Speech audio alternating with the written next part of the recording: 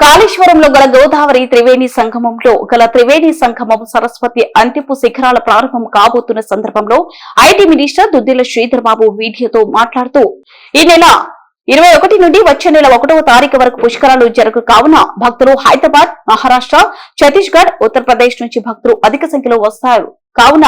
జాగ్రత్తలు పాటిస్తూ పుష్కర స్నానం చేయగలరని నా యొక్క మనవి. సంబంధించి ఇరు రాష్ట్రాలకు సంబంధించి యావత్ దేశానికి సంబంధించిన భక్తులందరినీ కూడా మాదేపూర్ మండలంలో కాళేశ్వరం గ్రామంలో జరగబోయే ఈ సరస్వతి పుష్కరాలకు అందరినీ కూడా ఆహ్వానిస్తూ దీంట్లో పాల్గొనే భక్త సోదరులకు కూడా ఇటు కాళేశ్వర ముక్తేశ్వరుని దర్శించుకొని పుణ్యస్నానం చేసి గత సంవత్సరం కూడా అనేక మంది భక్తులు చాలా రష్ ఉన్నప్పటికీ వారి వారి సెల్ఫ్ డిసిప్లిన్ తో అటు దేవాదాయ శాఖకు సంబంధించిన వారు అందరితో కూడా